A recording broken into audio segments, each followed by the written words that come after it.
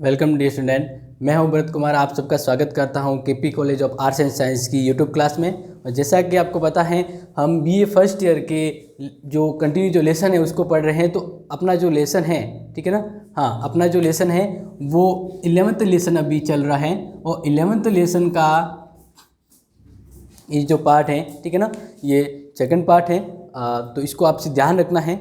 तो इस तरह से जैसे हम ये स्टार्ट कर दिया है लेसन, तो इस लेसन में अगर आपको अभी तक कोई अगर डाउट आ रहा है, जैसे आपका पहला वीडियो जैसे हमने पढ़ा है, तो पहले वीडियो में अगर आपको कोई डाउट लगा कि सर वो समझ में नहीं आया, तो आप इसके लिए कमेंट बॉक्स में मेंशन कर सकते हैं, ठीक है ना। और फिर मैंने आपको बताया था कि अब हम इसके आगे पढ़ेंगे, यानी ये आज का जो 11th लेसन का है वो थर्ड पार्ट है, ठीक है ना, ये ध्यान रखना, थर्ड पार्ट है इस वीडियो का।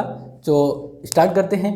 तो आज जो हमें पढ़ना है वो ये कि ध्यान रखना है कि अधिकारों के बारे में, कहाँ से ये अधिकार उत्पन्न हुए हैं और अधिकारों का ये स्टार्टिंग पॉइंट क्या रहा है।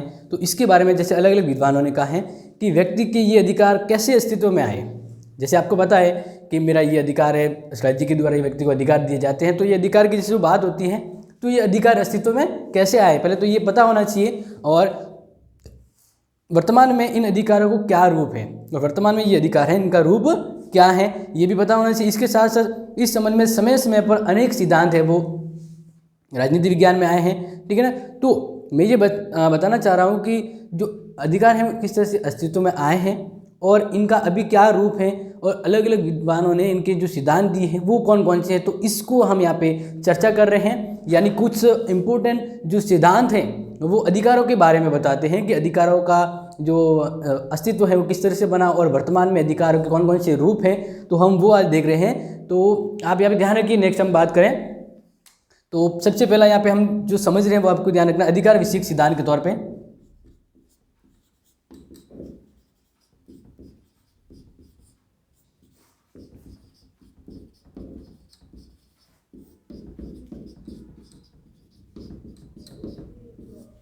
अधिकार विषयक सिद्धांत, ठीक है ना, यानी इस टॉपिक के अंदर हम ऐसे 4-5 महत्वपूर्ण अधिकार जो अधिकार बने हुए सिद्धांत हैं कौन कौन से, उसके बारे में हम चर्चा करेंगे। तो सबसे जो पहला हम जो पढ़ रहे हैं वो है प्राकृतिक अधिकारों का प्राकृतिक सिद्धांत, ठीक है ना, सबसे फर्स्ट है वो हम पढ़ेंगे।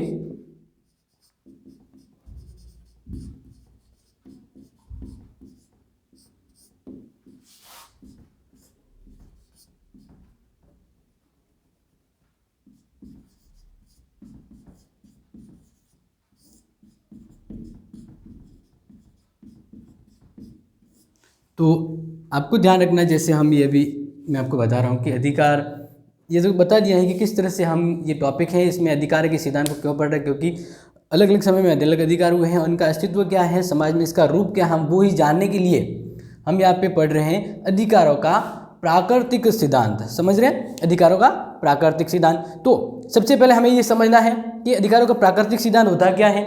इसके बाद हम ये समझेंगे कि इस अधिकार की वर्तमान में किस तरह की उपयोगिता है, ठीक है ना, और क्या कमी, यानी आलोचना के बाद हम इसके महत्व को पढ़ेंगे। इस तरह से हर सिद्धांत को हम यहाँ पे समझेंगे कि वो सिद्धांत का मीन्स क्या है, अर्थ क्या है, इसके बाद उसकी आलोचनाओं को देखेंगे, और फिर ये वर्तमान में इस सिद्धांत का क्या महत्व है आज के समय में वो हम जानेंगे, ठीक है ना।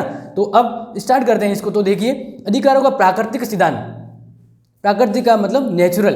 तो आपको ये इस तरह से समझना है कि अधिकारों का जो प्राकृतिक सिद्धांत है वह किसी के द्वारा बना नहीं है। जैसे अभी जो हम बात कर रहे हैं कि संविधान के द्वारा व्यक्ति को अधिकार दिए गए और राज्य इसकी रक्षा करता है, तो वो अधिकार कृत्रिम होते हैं, बनाए जाते हैं। लेकिन प्राकृतिक अधिकार वे हैं जो न बनाए जाते हैं, ठीक है ना, और न ही कोई इसको लागू करता है, वह स्वतः ही व्यक्ति जन्म लेता है तो उसके साथ ही उनके अधिकार उनके साथ जुड़े होते हैं। जैसे हम यहाँ पे अलग रूसों ने जैसे बात की है कि व्यक्ति स्वतंत्र पैदा होता है लेकिन सभी जगह बंधनों से जकड़ा हुआ है। तो इस तरह से वो स्वतंत्र पैदा होता है, नहीं उसका वो जो पहला ही, जब हम अधिकार की बात करें, वो स्वतंत्र रूप में उसका अधिकार है। तो प्राकृतिक अधिकार को हमें यही समझना है कि यह एक तरह से प्राकृतिक रूप में व्यक्ति की स्वैच्छिक इच्छा के द्वारा जो वो कार्य करने की उसकी जो छूट होती है, वहाँ हम यहाँ पर प्राकृतिक अधिकारों के ऊपर बात कर रहे हैं। तो इसको हम समझते हैं आगे। और देखिए, अधिकारों के संबंध में ये सिद्धांत सबसे प्राचीन है। सबसे पहली बात तो ध्यान रखना है कि ये जो सिद्धांत है सबसे प्राचीन है।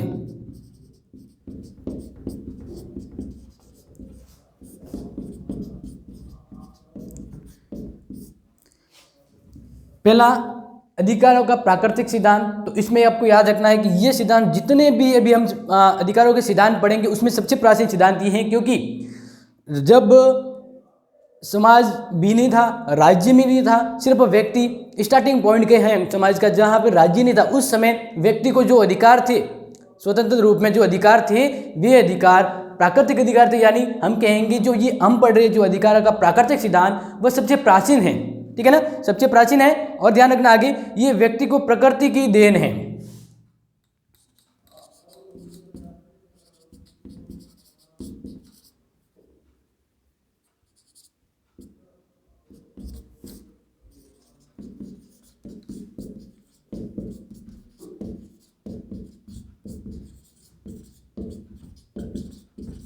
प्रकृति की देन है, जैसे मैंने पहले ही बताया है कि प्राकृतिक अधिकार है वो कृत्रिम नहीं है, किसी के द्वारा बनाए हुए नहीं है। यह जैसे ही मानव जन्म लेता है उसके साथ उसके कुछ मूल आधार तत्व तो जुड़े होते हैं, यानी कुछ ऐसे अधिकार है जो उनके साथ ही जन्म के साथ ही उसके साथ पैदा हो जाते हैं, यानी उनके जुड़े हुए रहते हैं। तो वही यहाँ पे हम बात कर रहे हैं कि यह अधिकार प्राकृतिक अधिकार व्यक्ति को प्रकृति की देन, यानी प्रकृति के स्वरूप ही उसे वो प्राप्त हो जाते हैं, कोई उसे देता नहीं है या कोई लागू नहीं करता है, ये प्रकृति की देन है। आपको ये समझना है। नेक्स्ट हम बात करें तो आपको ध्यान रखना है कि राज्यों द्वारा व्यक्ति के अधिकारों पर भी किसी प्रकार का प्रतिबंध नहीं लगाया जाता है। और ध्यान रखना है कि व्यक्ति के जो प्राकृतिक अधिकार हैं वे प्राकृतिक अधिकार व्यक्ति के लिए एक तरह से प्रकृति की देन की तरह है, तो उस पर राज्य का कोई प्रतिबंध नहीं होगा। यानी आपको ध्यान रखना है तीसरा पॉइंट यहाँ पे कि इन अधिकारों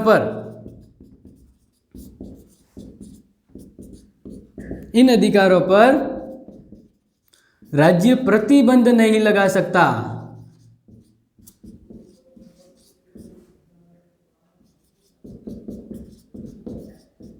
ठीक है ना, क्योंकि ये एक तरह से प्रकृति की देन है, तो ये व्यक्ति के स्वैच्छिक जीवन के लिए बहुत ही जरूरी है। इसलिए राज्य एक कृत्रिम संस्था है तो वो इन पर प्रतिबंध नहीं लगाएगा। और इस तरह से ये इसकी एक और अच्छी विशेष बात है जो यहाँ पे हमें हमारे सामने आ रही है, आपको ध्यान रखना है। नेक्स्ट हम देखें कि लॉक ने इसी प्राकृतिक अधिकार के सिद्धांत के महत्व को बताते हुए एक बात कही है, आप सभी ध्यान से सुने। सभी मनुष्य स्वतंत्र और स्विवेकी पैदा होते हैं और समाज में आने से पूर्व ही व्यक्ति को ये अधिकार प्राप्त हो जाते हैं। समाज में जब वो आएगा उससे पहले ही जो उसे प्राप्त होते अधिकार, वे अधिकार हैं प्राकृतिक अधिकार। तो ये जो बात है वो लॉक ने कही गई है, तो आपको अच्छे से ध्यान रखना है।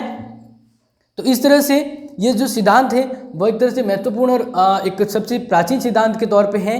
तो आप इसको ये इसी तरह से इसी रूप में आपको ध्यान रखना है। और वैसे अगर आप चाहें कि इसके इस तरह के जो नोट्स अगर हमें मिल जाए तो बढ़िया रहेगा। तो आप इस कॉलेज के स्टूडेंट हैं तो आपको ये नोट्स बिल्कुल मिलेंगे। आपको कॉलेज से संपर्क करना होगा ताकि आप ये नोट्स ले सकें। अगर आप नहीं पहुंच पा रहे या कुछ अलग दूसरी कॉलेज से हैं तो टेंशन वाली बात नहीं है, सिर्फ आप जो पढ़ा रहा हूँ वो साथ ही साथ नोट कर लें, वो आपके लिए बहुत ही बढ़िया रहेगा। ठीक है ना, क्योंकि सेल्फ नोट है यानी खुद के द्वारा लिखा हुआ जो भी है वो बहुत अच्छा रहता है, एग्जाम के लिए तो वेरी मोस्ट है। तो इस तरह से अब देखें कि ये अधिकार है, इसका क्या प्रभाव है आज के समय में। आज के समय में इसका या इसी को देखते हुए क्या किस तरह की रणनीति रही है, तो ध्यान रखना है प्राकृतिक अधिकारों के सिद्धांत का क्या प्रभाव है। तो ध्यान रखना है इस सिद्धांत के आधार पर वर्तमान समय में भोजन, वस्त्र, निवास और आजीविका को व्यक्ति के प्राकृतिक अधिकार कहा गया है। तो ये ध्यान रखना है कि आज के समय में प्राकृतिक अधिकार कौन कौन से हैं, ठीक है ना, क्योंकि ये जब से प्राचीन है तो वर्तमान में इस अधिकारों का क्या महत्व रह गया है, यानी क्या कौन से अधिकार है जिनको हम प्राकृतिक अधिकार के तौर पे समझते हैं। तो आप सभी ध्यान रखें और सुने।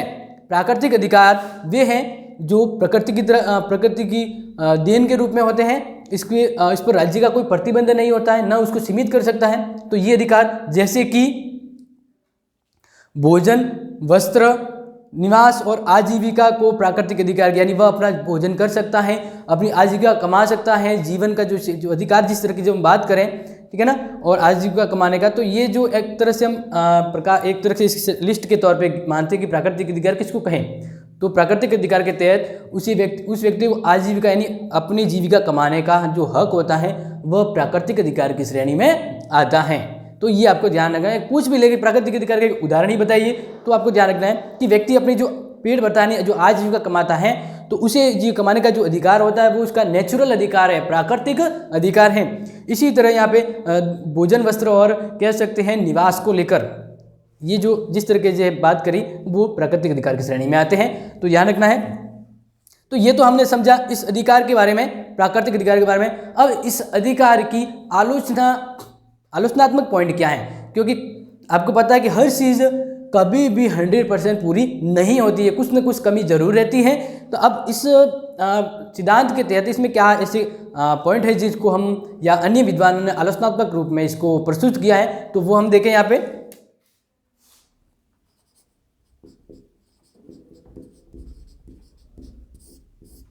आलोचना के रूप में हम देखते हैं कि क्या प्राकृतिक सिद्धांत की आलोचना का पहला पॉइंट क्या है। तो देखें, प्राकृतिक शब्द अस्पष्ट और भ्रामक है।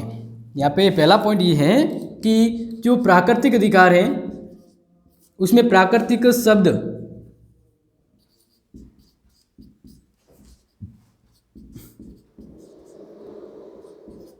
अस्पष्ट, प्राकृतिक शब्द है वो अस्पष्ट है और हम कहें कि भ्रामक है। कहने का मतलब विद्वान ये कह रहे हैं कि हम इस प्राकृतिक शब्द को सही तरीके से स्पष्ट नहीं कह पा रहे हैं कि प्राकृतिक का मीन्स क्या है एक्चुअल में। कभी कभी क्या विद्वान है प्राकृतिक अधिकारों को समझाते समय खुद भ्रम में फंस जाते हैं, तो इसलिए प्राकृतिक को लेकर ये जो शब्द हैं वो कहीं ना कहीं आलोचना के रूप में जरूर आता है कि प्राकृतिक अधिकार कहीं ना कहीं वो कृत्रिम भी रूप ले लेते हैं। तो ये एक इसका नेगेटिव पॉइंट जो है यहाँ पे सामने आ रहा है कि आलोचना के तौर पर प्रतिपादित प्राकृतिक अधिकार को सूची पर एक मत नहीं, ठीक है ना। यानी जो प्रतिपादित जो है मतलब जो अन्य जो सिद्धांत निर्माता हैं जब वे अपने सिद्धांत की जब बात करें तो उनको हम क्या पे नाम दें, प्रतिपादक। प्रतिपादक प्राकृतिक अधिकार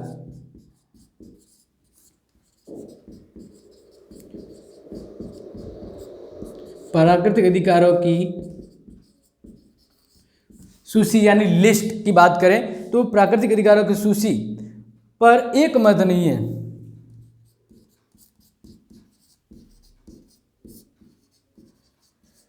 समझ रहे ना, मतलब कि प्राकृतिक अधिकार के अंदर क्या क्या होना चाहिए। जैसे मैंने अभी जो बात करी थी कि उसे नॉर्मली कि अपनी आजीविका कमाने का अधिकार है, रहने का जो सुविधा है, उसका जो खाने का है, जिस तरह की ये जो बातें जो मैंने बताई है वो एक प्राकृतिक अधिकार के अंतर्गत आती है।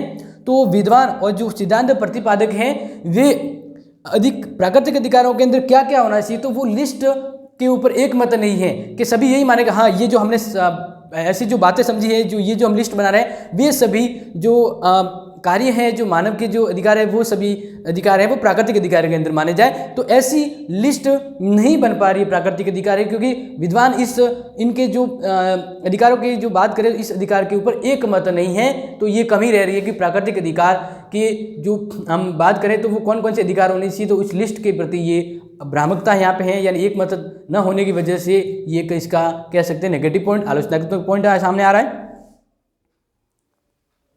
फिर नेक्स्ट हम जब बात करें दूसरी इसकी आलोचना के रूप में, तो राज्य कृत्रिम संस्था नहीं है।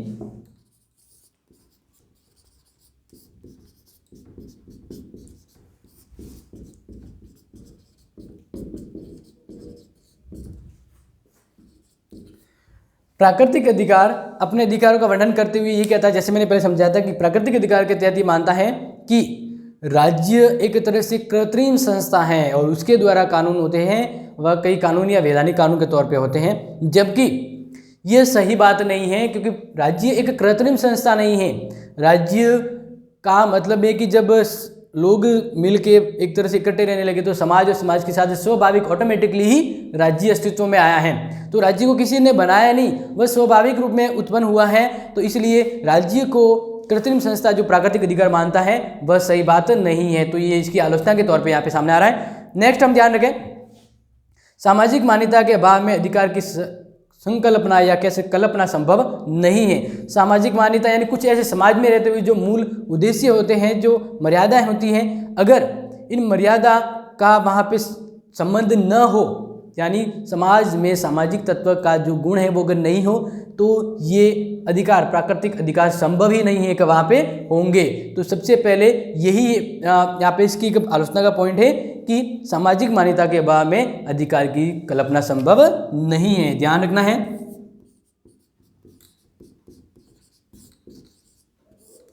सामाजिक से आपको ये समझना है कि समाज से जुड़ा हुआ जो भी पहलू है वह सामाजिक के अंतर्गत आता है।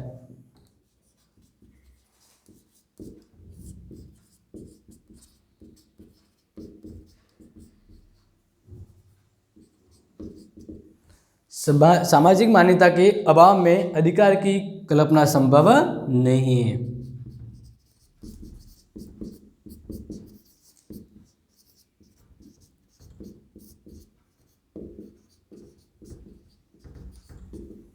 तो ये हमने कुछ 4 पॉइंट जो पढ़े हैं वह प्राकृतिक अधिकारों का जो प्राकृतिक सिद्धांत है इसके आलोचनात्मक बिंदु है ये, ठीक है ना।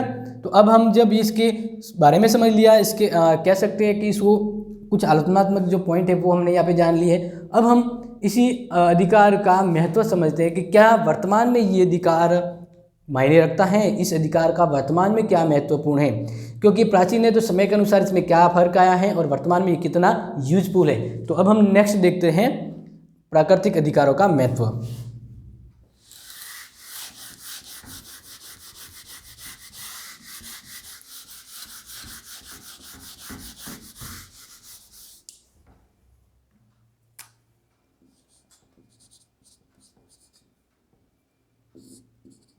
यानी इस अधिकार का वर्तमान में क्या महत्व है, इस संदर्भ हम ये पढ़ेंगे। तो ध्यान रखना, वर्तमान समय में हम बात करें अमेरिका, भारत, रूस आदि देशों में संविधान में मौलिक अधिकार के तहत जो जोड़ा गया है, इसमें इसके अंतर्गत जो व्यवस्था की गई वह अधिकारों की इसी धारणा पर आधारित है। जैसे मौलिक अधिकार की बात करते हैं तो भारतीय संविधान के भाग 3 में है जो अनुच्छेद 12 से 35 तक के जो वर्णन है वो इसी तरह अधिकार की बात करें तो अमेरिका, रूस अन्य देशों में भी ये अधिकार हैं जो संविधान के तहत मौलिक अधिकार के रूप में जोड़े गए हैं। तो ये अधिकार किससे प्रभावित हैं? प्राकृतिक अधिकारों से प्रभावित हैं, इसलिए इनको यहाँ पे जो बड़े बड़े देशों ने अपने संविधान में शामिल किया गया। यानी वर्तमान में ये कहें कि मौलिक जो प्राकृतिक अधिकार हैं उसका वर्तमान में भी महत्व है, क्योंकि इसी बेस पर मूल अधिकार हैं वो संविधान में जोड़े गए हैं। साथ ही ध्यान रखना है संविधान की इसी धारणा पर आधारित है और इसी बात को महत्व करते हुए गिलक्रास्ट राष्ट्र ने कहा है प्राकृतिक अधिकारों को जिस उचित अर्थ में लिया जा सकता है, प्राकृतिक अधिकारों को जिस उचित अर्थ में लिया जा सकता है वह केवल यही है कि मनुष्य को नीति शास्त्र के अनुसार सच्चा मनुष्य बनने के लिए जो कुछ भी आवश्यक है, ठीक है ना, वह सब कुछ उसे अवश्य ही प्राप्त होना चाहिए। तो यहाँ पे ध्यान रखना है नीति शास्त्र यानी मनुष्य को नैतिक क्षेत्र के अंदर हम बात करें कि एक व्यक्ति है वो सद आचरण कब कर सकता है जब उसमें नैतिकता हो। नैतिक शास्त्र के तौर पे हम ये बात करें कि व्यक्ति अपना जीवन अच्छा और सच्चे चरित्र के रूप में जिए तो उसके लिए उसे नैतिकता के तत्व हैं जो समाहित होने से, और ये नैतिकता का जो चित्रण है वो प्राकृतिक अधिकारों के तहत ही उसे प्राप्त हो सकता है। तो इसलिए आपके महत्व का मतलब जो मैंने समझा दिया कि इस अधिकार का महत्व क्या है, तो आप समझ गए होंगे कि इसी धारणा पर, प्राकृतिक अधिकार की धारणा पर ही वर्तमान में अन्य देशों में मूल अधिकार जोड़े गए हैं। और व्यक्ति के सदाचरण हो, अच्छा आचरण हो, नीति शास्त्र पर चले तो उसके लिए उनके ये गुण कब विकसित होंगे जब उन्हें प्राकृतिक अधिकार मिलते हैं। तो ये वर्तमान में पॉसिबल है, व्यक्ति संयमित और सद्गुणी है, तो ये किस वजह से है कि वर्तमान में प्राकृतिक अधिकार का महत्व जरूर है। और इस तरह से हमारा जो ये पहला जो सिद्धांत था अधिकारों का प्राकृतिक सिद्धांत वो याद रखें, समझ गए होंगे। नेक्स्ट हम बात करें कि दूसरा अधिकारों का हम बात करें वैधानिक सिद्धांत।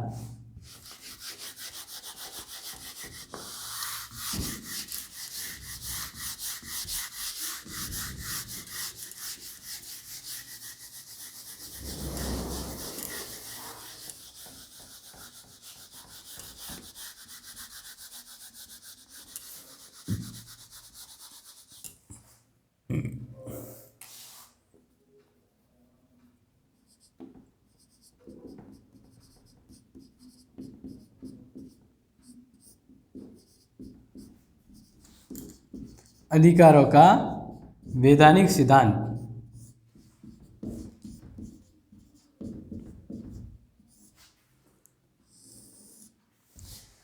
तो हम ये स्टार्ट करते हैं कि अधिकारों का वैधानिक सिद्धांत क्या है, ठीक है ना। क्योंकि वर्तमान में अलग अलग समय के अकॉर्डिंग अलग अलग विद्वानों अपने सिद्धांत प्रस्तुत किए हैं, तो हम ये इस सिद्धांत के अस्तित्व के बारे में जब पढ़ रहे हैं, तो दूसरा हमारा जो अधिकारों के ऊपर सिद्धांत की बात है वो है अधिकारों का वैधानिक सिद्धांत, ठीक है ना। इसको आप समझेंगे कि अधिकारों का वैधानिक सिद्धांत क्या है। तो देखिए, यह सिद्धांत प्राकृतिक सिद्धांत के बिल्कुल विपरीत है। यानी जिस तरह से हमने प्राकृतिक सिद्धांत जो समझा है, अगर वो आपसे अच्छे से समझ में आ गया है, ठीक है ना, तो हम अब जो पढ़ रहे हैं वैधानिक सिद्धांत वो जस्ट उससे अपोजिट है, विपरीत है। यानी आपको जब पहले वो समझ में आ गया तो उसकी क्या क्या बातें हैं जो उल्टी हो सकती है, तो वही बातें यहाँ पे इसके अंतर्गत होगी। यानी प्राकृतिक अधिकारों के जो विपरीत अधिकारों का सिद्धांत है वह है वैधानिक सिद्धांत। अब इसमें कुछ समानता जरूर हो सकती है, लेकिन अब यहाँ पे देखते हैं कि क्या है इस सिद्धांत की विशेषताएं। तो देखिए, इसके अनुसार अधिकार प्राकृतिक या स्वाभाविक नहीं वरन कृत्रिम होते हैं। उसमें क्या कहा था कि अधिकार एक प्राकृतिक रूप में, जबकि इसमें कहा गया है कि अधिकार यानी वैधानिकता के तहत क्या गया, वैधानिक अधिकार के तहत ये बात सामने आती है कि अधिकार प्राकृतिक या स्वाभाविक नहीं वरन कृत्रिम है, कृत्रिम।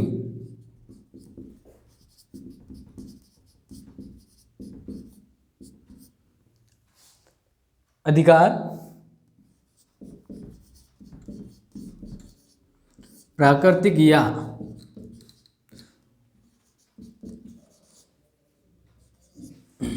स्वाभाविक नहीं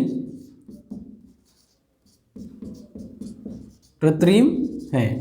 यानी वैधानिक जो अधिकारों का वैधानिक सिद्धांत वो कहता है कि अधिकार कोई प्राकृतिक अधिकार या स्वाभाविक ऑटोमेटिकली बने हुए अधिकार नहीं है। ये कहता है कि अधिकार है वो बनाए गए हैं, कृत्रिम है, राज्य या कुछ संस्था है उसके द्वारा अधिकारों का निर्माण हुआ है, वह उसके तहत राज्य केंद्र व्यक्ति को मिले हैं। तो ये जो बात है उसके आधार पर हम ये समझते हैं कि अधिकार क्या है, कृत्रिम है, जो एक तरह से बनाए गए हैं, न कि ऑटोमेटिकली प्राकृतिक रूप में प्राप्त हुए। तो ये बिल्कुल विपरीत हो रहा है। प्राकृतिक अधिकार क्या कह रहा था कि अधिकार कृत्रिम रूप में, प्रकृति की देन के रूप में, जबकि अधिकारों का वैधानिक सिद्धांत कहता है कि अधिकार कोई कृत्रिम मतलब प्राकृतिक नहीं है, ये कृत्रिम है। तो इसको आगे देखते हैं। अधिकार राज्य की इच्छा और कानून के परिणाम होते हैं। दूसरा पॉइंट है अधिकार राज्य की इच्छा, ठीक है ना, राज्य की इच्छा और कानून के परिणाम होते हैं।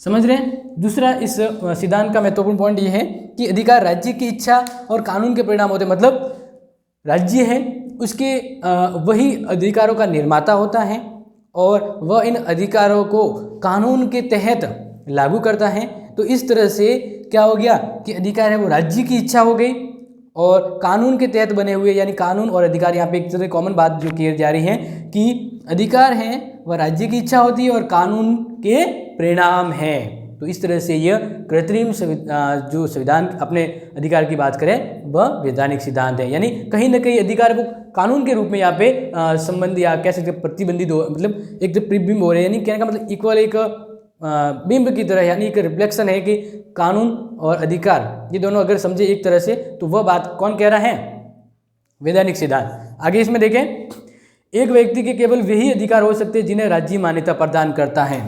तीसरी पॉइंट इंपॉर्टेंट यहाँ पे साबित हो रही है कि एक व्यक्ति के वे ही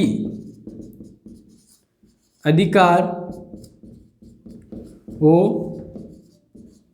सकते हैं, एक व्यक्ति के वे ही अधिकार हो सकते हैं जो राज्य क्या करे, मान्यता दे। वही एक व्यक्ति के वही अधिकार हो सकते हैं जो या जिसको, क्योंकि राज्य ही जब ये काम करेगा जिन्हें, ठीक है ना, तो यहाँ पे ध्यान रखना है जिन्हें राज्य मान्यता दे।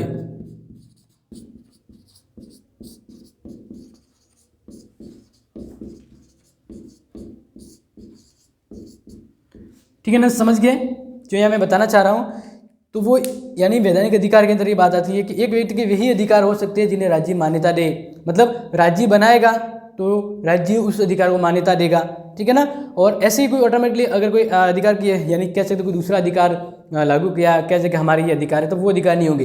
अधिकार, वैधानिक अधिकार वे ही होंगे जिन्हें राज्य क्या करेगा, मान्यता देगा। समझ रहे हैं ना, राज्य क्या करेगा, मान्यता देगा। तो ये आपको स्पेशली यहाँ पे समझना है कि जब राज्य मान्यता देता है तो वे अधिकार किस श्रेणी के अंतर्गत आते हैं, वैधानिक अधिकार के अंतर्गत आते हैं। समझ रहे हैं ना।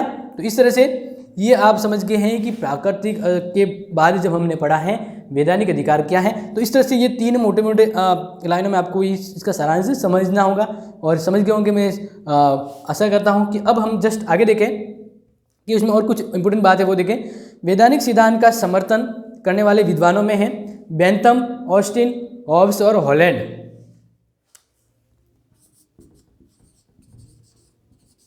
यानी समर्थक जो विद्वान हैं वो है बेंथम, हॉब्स की यहाँ पे बात करें, और हॉलैंड, ऑस्टिन।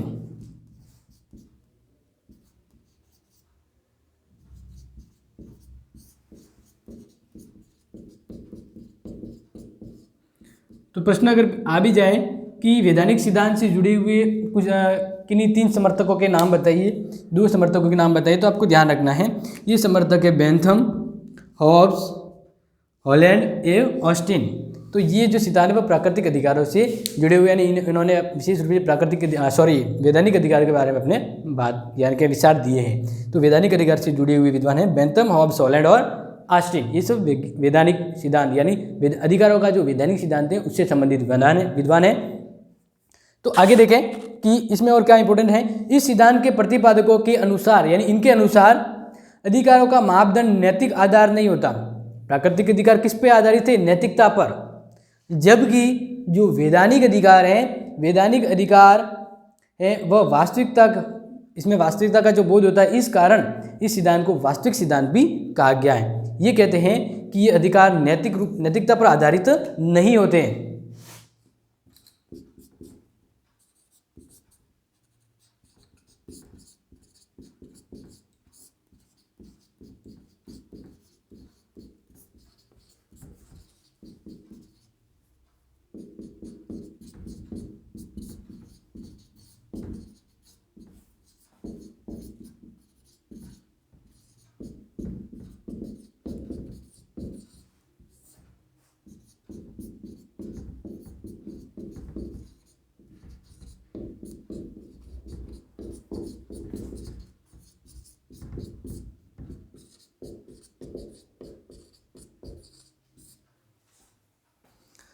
ध्यान रखना है कि ये सिद्धांत नैतिकता पर आधारित नहीं होते हैं, ठीक है ना, और वास्तविकता से संबंध होते हुए ये वास्तविक कहे जाते हैं।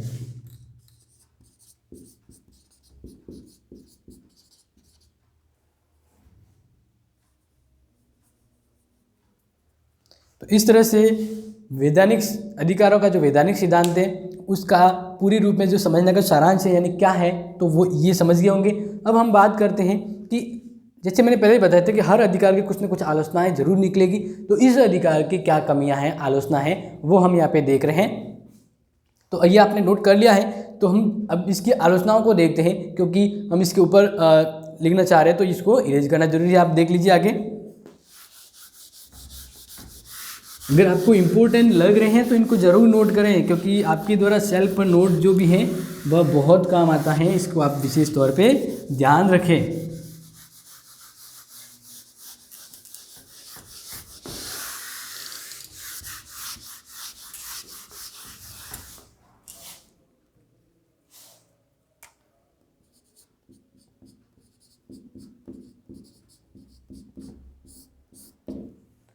हम यहाँ पे बात करें आलोचना की, कि जो अधिकारों का जो वैधानिक सिद्धांत है, ठीक है ना, उस वैधानिक सिद्धांत की आलोचना क्या है, आलोचना क्या है, समझ रहे हैं ना। आलोचना का मतलब ये है कि इस सिद्धांत में कमियां क्या हैं, आपको वो यहाँ पे जानना है कि इस सिद्धांत की कमियां क्या हैं। तो नेक्स्ट हम यहाँ पे देख रहे हैं आलोचना।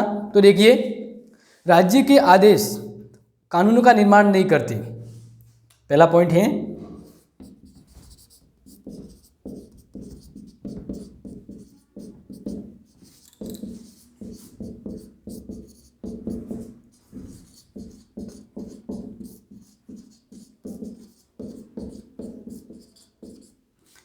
तो ये इसका पहला एक तरह से आलोचना का पॉइंट है। तो इसको इस तरह से ध्यान रखना है कि जो ये अधिकार है, इस अधिकार का पहला ये आलोचना का पॉइंट सामने आ रहा है कि राज्य के आदेश कानून का निर्माण नहीं करते। ये नहीं है कि जो राज्य ने जो आदेश दिया है वह कानून हो जाता है, उसमें कुछ नैतिक गुण होने चाहिए। जब भी कोई कानून बनता है तब वह जरूर हमेशा नैतिकता पर आधारित होता है, क्योंकि समाज में जब ये कानून प्रसारित किए जाते हैं तो समाज के हित के लिए ही कानून होते हैं। तो जब समाज के हित के लिए बात करें तो उसमें नैतिक गुण होना जरूरी है।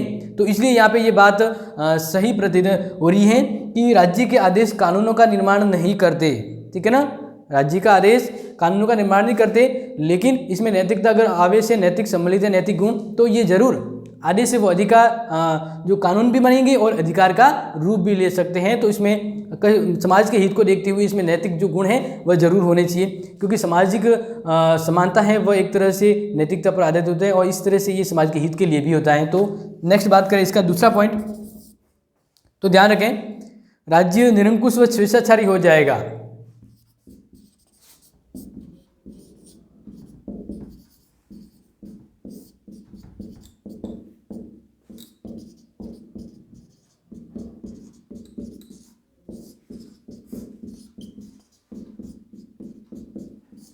राज्य निरंकुश और स्वेच्छाचारी हो जाएगा, यानी इसका मीन्स यहाँ पे ये है कि ध्यान रखना है कि जब यहाँ पे बात करें कि राज्य है वह कानून का निर्माता है और अधिकार भी वही बनाता है, अधिकार भी वही बनाता है, यानी यहाँ पे समझ रहे कि राज्य एक तरह से निरंकुश हो जाता है, उसको सब अधिकार दिए जाते हैं। तो इस तरह से यहाँ पे ध्यान रखना है कि अगर इसी तरह की व्यवस्था हो तो राज्य है वो निरंकुश हो जाएगा। जैसे अगर किसी को बाहर कोई है व्यक्ति है जिसके ऊपर कोई अधिकार नहीं है, मतलब कहने का मतलब कि उसके ऊपर कोई नियंत्रण नहीं है, वह जो चाहे कर सकता है, उसको पूरी तरह से आज़ादी होती है, वह उस राज्य में सबसे ऊपर होता है, ठीक है, वो जो कहता है वही होता है।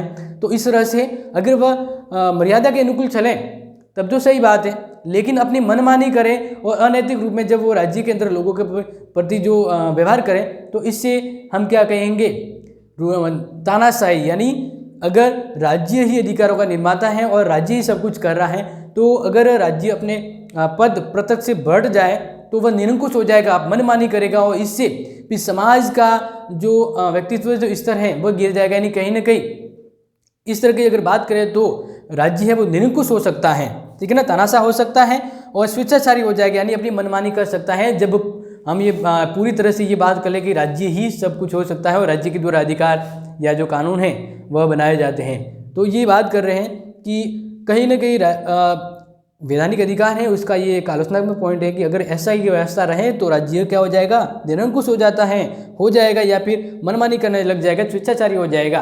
तो ये यहाँ पे ध्यान रखना है कि इसका आलोचना हो सकती है। नेक्स्ट आज की आलोचना का पॉइंट देखें तो ध्यान रखें कानून अधिकार का उचित आधार नहीं।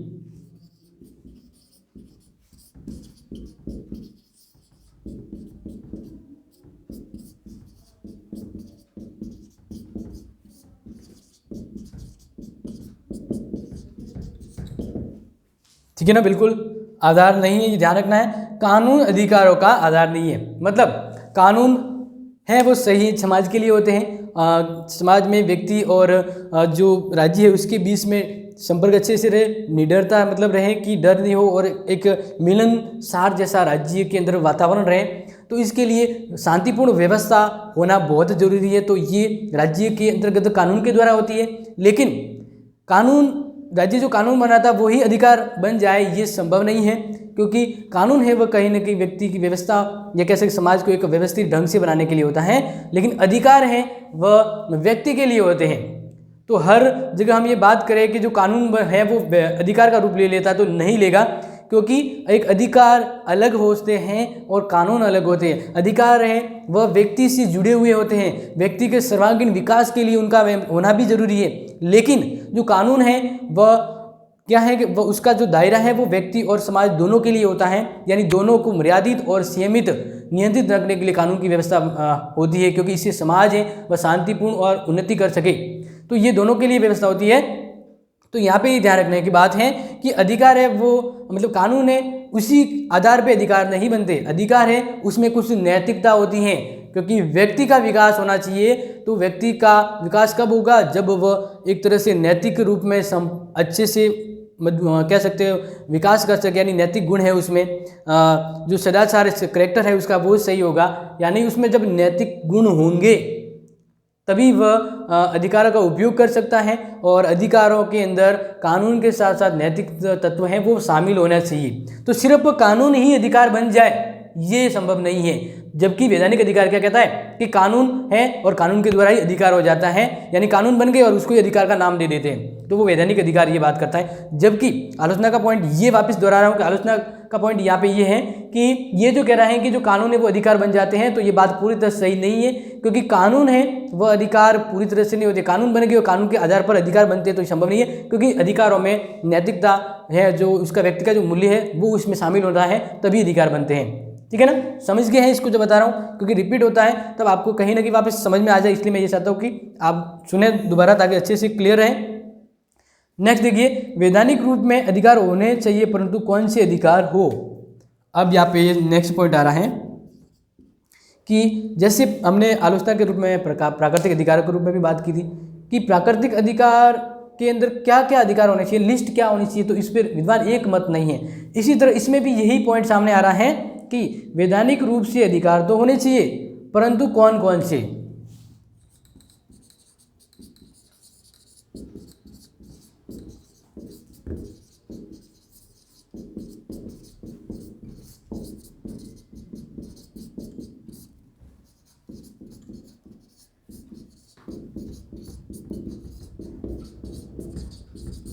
ठीक है ना, तो इस तरह से ये हैं वैधानिक अधिकारों का वैधानिक सिद्धांत के आलोचनात्मक बिंदु, जो समझ गए होंगे। लास्ट पॉइंट वापस दोहरा जाता हूँ, वैधानिक रूप में अधिकार होने तो चाहिए परंतु कौन कौन से अधिकारों को हम वैधानिक अधिकार के अंतर्गत रखें, तो ये अभी तक संभव नहीं है, मतलब एकदम तरह से सही लिस्ट नहीं है।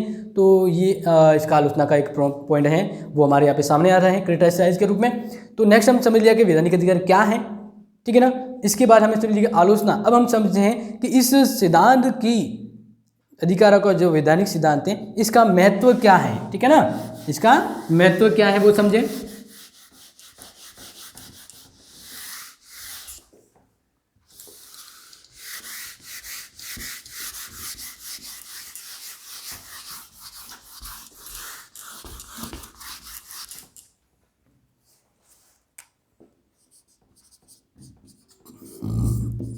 तो देखिए इसका महत्व, अधिकारों का जो वैधानिक सिद्धांत है उसका क्या महत्व है समझें।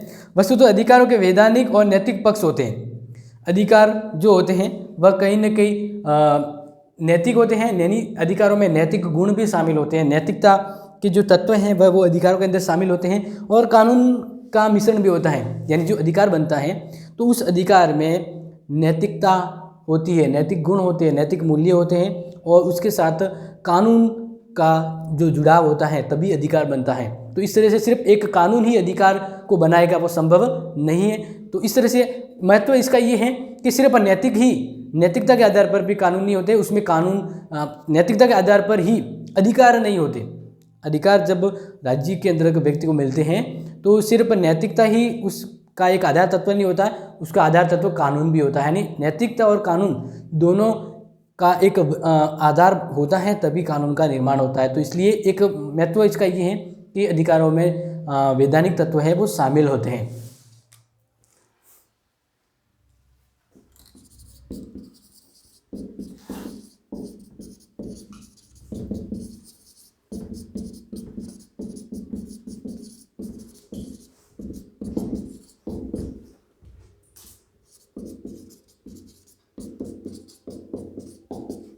ठीक है ना, तो ये आप समझ रहे हैं अधिकार हैं वो कब बनते हैं, कब उसका महत्व होता है, जब उसमें वैधानिक तत्व और नैतिक दोनों तत्व ही पक्ष शामिल होते हैं। तो इस तरह से वैधानिकता अधिकारों के लिए महत्वपूर्ण है। नेक्स्ट ध्यान रखें कि अधिकारों के वैधानिक पक्ष पर बल देकर उसके द्वारा आंशिक क्षति का प्रतिपादन किया जा सकता है, और हम अधिकारों का जो वैधानिक पक्ष है उसके ऊपर जोर देते हैं, तो अधिकारों की जो पालना है वो सही रूप में और सभी के हित के लिए होती है। तो यहाँ पे वैधानिकता के पक्ष को अगर जोड़ दें तो कहीं ना कहीं अधिकार है वो सत्य और उसके अंदर जो कह सकते कि जो सत्यता की बात है वो यहाँ पे प्रतीत होती है। तो इस तरह से ये इस अधिकार का महत्व है वो आप जो समझा है वो इतना ही, इसको इस तरह से समझना है कि अधिकार है वह वैधानिक अधिकार है वह महत्वपूर्ण है क्योंकि इसमें कानून का अंश शामिल रहता है। नेक्स्ट हम पढ़ रहे हैं तीसरा जो अधिकारों का सिद्धांत है,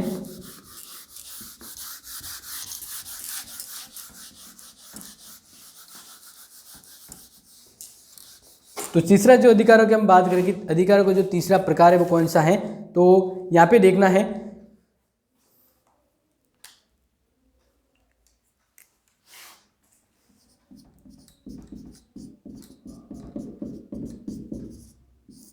ऐतिहासिक सिद्धांत, ठीक है ना, अधिकारों का ऐतिहासिक सिद्धांत। तो इसको यहाँ पे समझना है कि अधिकारों का ऐतिहासिक सिद्धांत क्या है और इसका क्या महत्व है। तो हम जानते हैं, यहाँ पे समझें कि इस सिद्धांत के अनुसार अधिकार इतिहास के परिणाम होते हैं। इस सिद्धांत के अनुसार यहाँ पे समझना है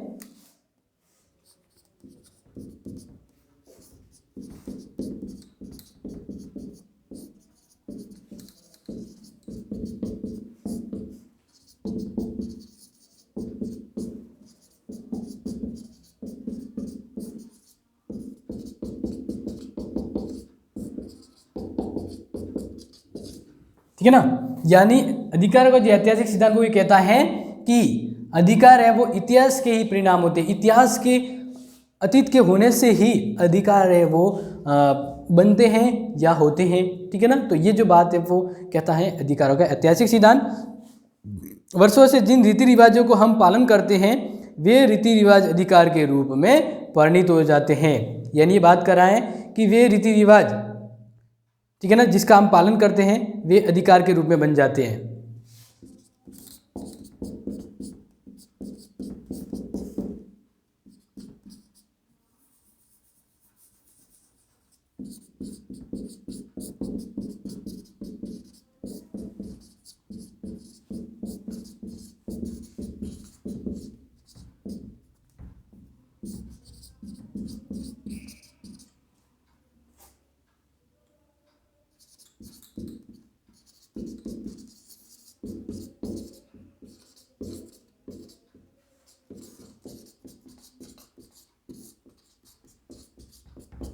यानी यहाँ पे ये समझना है कि जो अधिकारों का ऐतिहासिक सिद्धांत वो ये कहता है कि हम जो जिस तरह से बहुत समय से जिस रीति रिवाज को अपनाते हैं, रीति रिवाज का पालन करते आए हैं, रीति रिवाज को अनुसार चल रहे हैं, तो वही रीति रिवाज आगे चल के क्या हो गए, अधिकार बन गए। यानी अतीत के जो काम थे जिसको हम बार बार दोहरा रहे हैं, पालन कर रहे हैं, उनको करते आ रहे हैं, तो वो वर्तमान में क्या बन गए, अधिकार बन गए। तो ये जो बात है वो कौन सा सिद्धांत कहता है, ऐतिहासिक सिद्धांत। यानी अतीत इतिहास के द्वारा ही सिद्धांत हैं बने हैं, ये बात ऐतिहासिक सिद्धांत कहता है अधिकार के बारे में।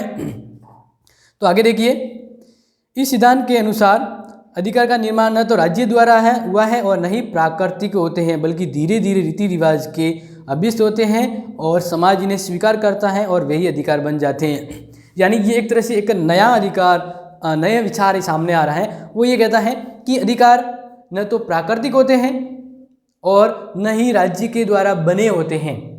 ये एक नवीन विचार देता है कि जो अधिकार हैं वो समय के अनुसार हम जो प्राचीन समय से जिस रीति रिवाज को अपना से आ रहे हैं, जो जिस रीति रिवाज का पालन कर रहे हैं, वे ही वर्तमान में स्वाभाविक रूप में अधिकार बन गए, ठीक है ना। यानी इस तीसरा जो अधिकार का सिद्धांत है वो उन दोनों से तो बिल्कुल ही अलग आ रहा है कि अधिकार न तो प्राकृतिक होते हैं न ही वैधानिक होते हैं, बल्कि ये रीति रिवाज के रूप में प्राचीन समय से समाज में है और धीरे धीरे जब समाज इसको अपना लेता है इन रीति रिवाजों को, तो फिर ये अधिकार बन जाते हैं। तो ये जो बात है वह कौन कहता है, अधिकारों का ऐतिहासिक सिद्धांत। समझ रहे हैं ना। तो इस तरह से इसके बारे में बर्ग कहते हैं, इंग्लैंड की गौरवपूर्ण क्रांति का आधार अंग्रेजों के रीति रिवाजों पर आधारित था। और जैसा कि आपको पता है इंग्लैंड के जो अधिकार है वो उनके रीति रिवाजों के आधार पर ही डिपेंड है। तो इस तरह से वहाँ पे इंग्लैंड की जो गौरवपूर्ण क्रांति हुई थी, उस क्रांति का आधार क्या है, अंग्रेजों के रीति रिवाज, जिसने वहाँ की शासन व्यवस्था को बदल दिया था।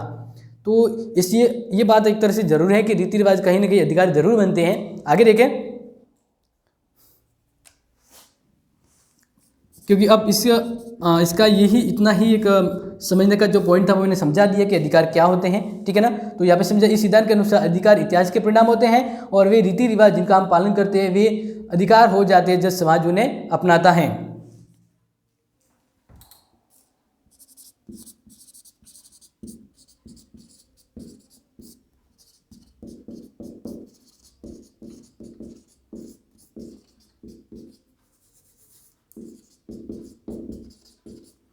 ठीक है ना। तो ये जो बात है वो सारांश आप समझ गए होंगे। अगर आप सुना है तो बिल्कुल ही नो डाउट समझ में आ गया होगा कि अधिकारों का जो ऐतिहासिक सिद्धांत है वो क्या है, ठीक है ना। अब इसकी आलोचना आप देखें कि क्या सही में ऐसा ही होता है कि जो अधिकारों का जो ऐतिहासिक सिद्धांत है वो जो कहता है कि जिस तरह अधिकार न तो प्राकृतिक है नहीं कानूनी है, वह स्वतः ही रीति रिवाज के रूप में समाज में आए और समाज के लोगों के द्वारा जब अपनाए गए तो वो अधिकार बन गए, तो क्या इसी की कमियां हैं जिस सिद्धांत की? तो देखिए आलोचना के रूप में पहला है सभी अधिकार रीति रिवाज का परिणाम नहीं होते, ठीक है ना। यानी वर्तमान में देखें तो बहुत से अधिकार है जो व्यक्ति को मिले हैं जिसके तहत अपना वो खुद का तो समाज का सर्वांगीण विकास करता है। तो यहाँ पे ये एक इनका पॉइंट आलोचनात्मक पॉइंट बिंदु वो ये है कि जो सभी अधिकार हैं जो व्यक्ति को मिले हैं तो वो सभी अधिकार रीति रिवाज के रूप में नहीं आए हैं। कुछ अधिकार ऐसे भी हैं जो प्राकृतिक थे और कुछ ऐसे भी अधिकार हैं जो राज्य के द्वारा बनाए गए हैं। तो ये पूर्ण रूप में रीति रिवाज के रूप में अधिकार बने हैं ये संभव नहीं है, और ये इसका आलोचना का पॉइंट यहाँ पे सामने प्रतीत हो रहा है। सभी रीति रिवाज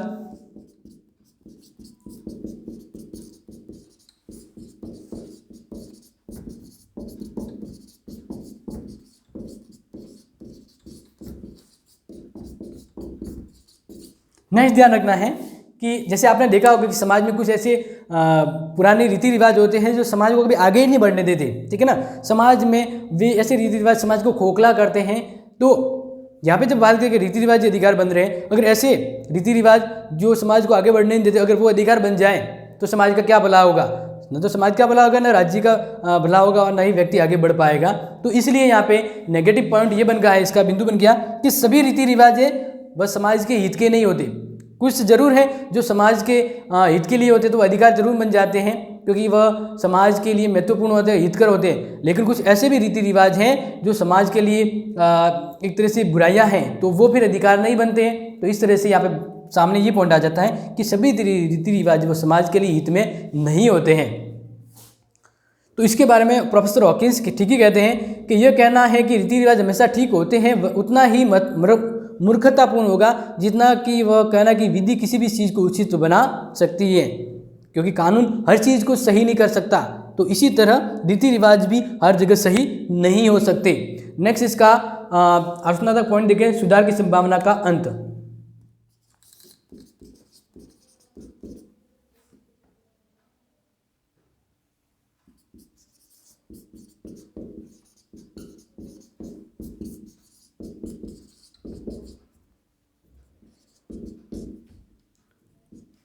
तो तीसरा इसका आलोचना का बिंदु है सुधार की संभावना का अंत। जब ये मान लिया जाए कि रीति रिवाज ही जब अधिकार बन जाए तो फिर आपको पता है कि रीति रिवाज को सुधारा नहीं जा सकता, वो परंपरा से चले आ रहे हैं, इसको अगर सुधारे तो गतिरोध उत्पन्न हो जाता है। तो यहाँ पे ये एक इसका नेगेटिव पॉइंट है कि अधिकार जब कुछ गलत है तो अधिकार को सुधारना संशोधित करना जरूरी होता है, क्योंकि समाज और व्यक्ति के भलाई के लिए आगे के लिए सही रहता है। लेकिन रीति रिवाज को सुधारा नहीं जा सकता है, उसको बदला नहीं जा सकता, ऐसे उसको समाप्त किया जा सकता है। तो यहाँ पे रीति रिवाज में सुधार यानी इस अधिकार में सुधार की संभावना है वो समाप्त हो जाती है, अंत हो जाती है। तो जब सुधार नहीं होगा, परिवर्तन नहीं होगा तो वह वर्तमान के अनुकूल नहीं बन सकता है। तो इस तरह से अधिकार है वो उसमें ये जो ऐतिहासिक सिद्धांत है उसकी आलोचना की जो 3 पॉइंट है वो यहाँ पे मैंने नोट कर लिया है। अब देखिए महत्व कि इस सिद्धांत का वर्तमान में क्या महत्व है। जैसे हर एक का महत्व है, हर एक के कुछ न कुछ गुण है जो वर्तमान के अपने इस परिदृष्टि में अधिकार के तहत सामने आते हैं, उसका कुछ महत्व भी है। तो ऐतिहासिक जो सिद्धांत है इसका क्या महत्व है, तो देखें इस आलोचना के होते हुए भी इस सिद्धांत में ये सत्य निहित है, कुछ सत्य जरूर है कि व्यक्ति के अनेक अधिकार रीति रिवाज और परंपरा पर आधारित है।